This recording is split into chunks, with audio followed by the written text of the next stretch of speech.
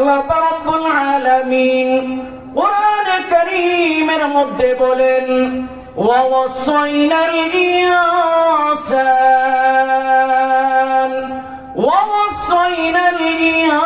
ইনসানা বিওয়ালিদাইহি ইহসানা হামালাতুহু উম্মুহু কুরহান ওয়া ওয়াসাআতুহু কুরহা। আল্লাহ রাব্বুল আলামিন বলেন, হে আমার বান্দা বান্দীরা, তোমরা ভালো করে জেনে রাখো যে আমি আল্লাহ রাব্বুল আলামিন তোমাদের পিতা মাতার সাথে ভালো ব্যবহারের জন্য, উত্তম ব্যবহারের জন্য আদেশ দিয়েছি। মার সাথে তুমি কেন ভালো ব্যবহার করবে, কেন উত্তম ব্যবহার করবে? আল্লাহ রাব্বুল আলামিন বলেন হামালাতুহু উম্মুহু কুরহা ওয়া ওয়াসাআতুহু কুরহা, যে মা তার সন্তানকে 10 মাস 10 দিন পর্যন্ত অত্যন্ত কষ্টের সহিত পেটের মধ্যে ধারণ করে থাকে, এরপরে অত্যন্ত কষ্টের সহিত সন্তানকে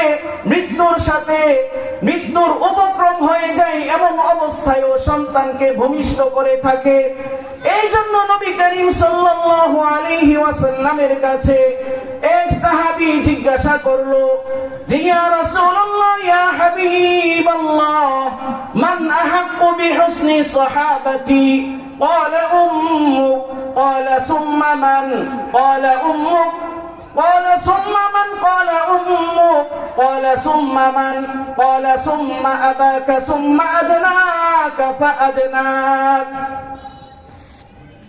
নবী করিম সাল্লাল্লাহু আলাইহি ওয়াসাল্লামের দরবারে এক সাহাবী হাজির হয়ে আরজ করলো, ইয়া রাসূলুল্লাহ, ইয়া হাবিবাল্লাহ, আমার উত্তম আচরণের অধিক হকদার কে? নবী করিম সাল্লাল্লাহু আলাইহি ওয়াসাল্লাম বললেন, ও আমার সাহাবী, তুমি ভালো করে শুনে রাখো, পৃথিবীতে যত মানুষ আছে, আত্মীয় স্বজন আছে, আত্মীয় স্বজনের মাঝে, সকলের মাঝে সবচেয়ে উত্তম ভালো ব্যবহারের হকদার হলো তোমার মা। এরপর সাহাবী জিজ্ঞাসা করলো, ইয়া রাসূলুল্লাহ, এরপর কে? নবী করিম সাল্লাল্লাহু আলাইহি ওয়াসাল্লাম বললেন, তোমার মা। সাহাবী বলল, এরপর কে? নবীজি বললেন, তোমার মা। এভাবে নবী করিম সাল্লাল্লাহু আলাইহি ওয়াসাল্লাম একবার, দুইবার নয়, তিনবার মায়ের কথা বললেন। চতুর্থবার বললেন, তোমার উত্তম হকদার হলো তোমার পিতা, এরপরে হলো তোমার নিকটবর্তী যারা আছে, একে একে পালাক্রমে তারা উত্তম হকদার। এই কারণে আমাদের পিতা মাতার সাথে ভালো আচরণ করতে হবে। মার সাথে আমরা দুর্ব্যবহার করি, খারাপ ব্যবহার করি। যখন ঈদের সময় এসে যায়, আমাদের স্ত্রীর জন্য ভালো পোশাক ক্রয় করি, মার্কেট করি, আমার সন্তানের জন্য ভালো পোশাক ক্রয় করি, মার্কেট করি, কিন্তু আমার বৃদ্ধা মা বাড়িতে আছেন, আমার বৃদ্ধ পিতা বাড়িতে আছেন, তাদের গায়ের মধ্যে পুরাতন পোশাক, তাদের জন্য ঈদের মার্কেট করি না। চিন্তা করেন, বউয়ের পিতা মাতার চেয়ে স্ত্রীর দাম বেশি হয়ে যায়, পিতা মাতার চেয়ে সন্তানের দাম বেশি হয়ে যায়, পিতা মাতার চেয়ে শ্বশুর শাশুড়ির দাম বেশি হয়ে যায়, পিতা মাতার চেয়ে শালা শালীর দাম বেশি হয়ে যায়। যখন পিতা মাতা তারা বৃদ্ধ হয়ে যায়, তখন এমত অবস্থায় আমরা পিতা মাতার মূল্যায়ন করি না। ভালো করে শুনে রাখেন, আল্লাহর হাবিব হযরত মুহাম্মাদুর রাসূলুল্লাহ সাল্লাল্লাহু আলাইহি ওয়াসাল্লাম বলেছেন, আল জান্নাতু তাহতা আকদামিল উম্মাহাত। নবী করিম সাল্লাল্লাহু আলাইহি ওয়াসাল্লাম বলেন যে তোমাদের জান্নাত হলো তোমাদের পিতা মাতার পদতলে, তোমাদের পিতা মাতার পায়ের নিচে। এই কারণে হাদিসের মধ্যে নবীজি বলেছেন যে তোমাদের পিতা মাতার পায়ের নিচে হলো সন্তানের বেহেশত।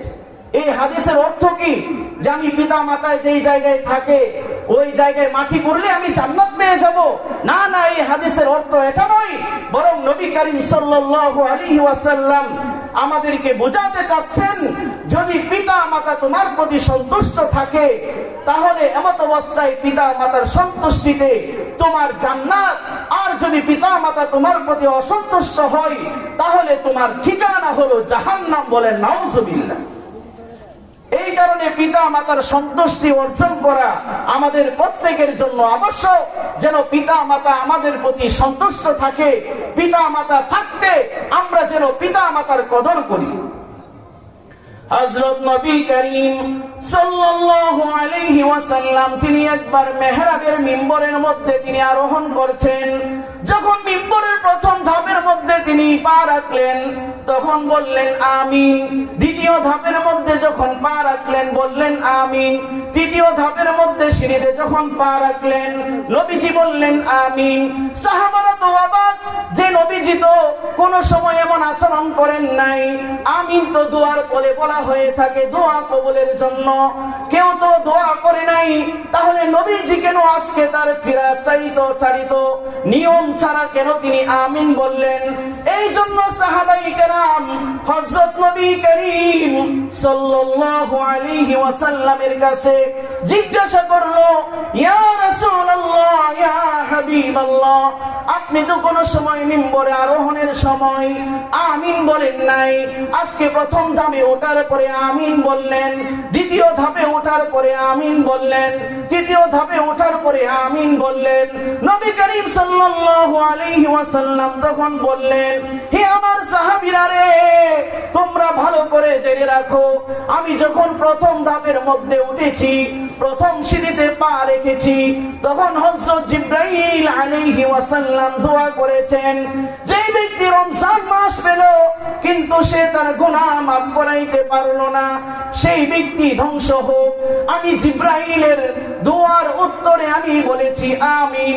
দ্বিতীয় ধাপের মধ্যে যখন আমি পা রেখেছি তখন জিবরাইল দোয়া করেছে, যে ব্যক্তি তার পিতা মাতাকে অথবা দুইজনের মধ্য থেকে একজনকে বৃদ্ধ অবস্থায় পেল কিন্তু সে তাদেরকে খেদমত করে সেবার মাধ্যমে তাদেরকে সন্তুষ্ট করতে পারলো না, সেই ব্যক্তি ধ্বংস হোক। আমি বলেছি আমিন। চিন্তা করেন, যেই জায়গার মধ্যে নবীজি দোয়া করেছেন, জিবরাইল আলাইহিস সালাম দোয়া করেছেন আর নবীজি আমিন বলেছেন, সাইয়্যিদুল মালায়েকা দোয়া করেছেন আর সাইয়্যিদুল আম্বিয়া ওয়াল মুরসালিন আমিন বলেছেন, সেই দোয়া কি কখনো বৃথা যেতে পারে? কখনোই না। নবীজি দোয়া করেছেন যে পিতা মাতাকে সন্তুষ্ট করতে পারে নাই সেই ব্যক্তি ধ্বংস হয়ে যাক। সুতরাং আমরা যারা পিতা মাতাকে সন্তুষ্ট করতে পারি না আমাদের ধ্বংস হলো অনিবার্য। এই জন্য আমাদের পিতা মাতাকে সন্তুষ্ট রাখতে হবে। এই জন্য নবী করিম সাল্লাল্লাহু আলাইহি ওয়াসাল্লাম হাদিসের মধ্যে বলেছেন, রিজাল রাব্বি রিজাল ওয়ালিদাইন ওয়া সাখাতুর রাব্বি ফি সাখাতিল ওয়ালিদাইন। নবী করিম সাল্লাল্লাহু আলাইহি ওয়াসাল্লাম বলেন যে পিতা মাতার সন্তুষ্টিতে হলো আল্লাহর সন্তুষ্টি আর পিতা মাতার অসন্তুষ্টিতে হলো আল্লাহর অসন্তুষ্টি। যদি পিতা মাতা সন্তুষ্ট থাকে তাহলে আল্লাহ সন্তুষ্ট থাকবেন, আর যদি পিতা মাতা সন্তানের উপর অসন্তুষ্ট হয়ে যায় তাহলে আল্লাহ রাব্বুল আলামিন ওই বান্দার প্রতি অসন্তুষ্ট হয়ে যায়। এই জন্য আমাদের প্রত্যেককে মাতা পিতার সন্তুষ্টি কিভাবে অর্জন করা যায়, মাতা পিতার খেদমত সেবা করা যায়, মাতা পিতার মূল্যায়ন কিভাবে করা যায়, মর্যাদা রক্ষা করা যায়, এই জন্য আমরা সকলেই সচেষ্ট থাকব। আল্লাহ পাক রব্বুল আলামিন আমাদের প্রত্যেককে যেই বিষয়ে আলোচনা হয়েছে উহার উপর আমল করার তৌফিক দান করেন। সকলে বলি আমিন। ওয়াল্লাহুল মুওয়াফিক ওয়াল মুঈন ওয়া আখিরু দাওয়ানা আলহামদুলিল্লাহি রাব্বিল আলামিন।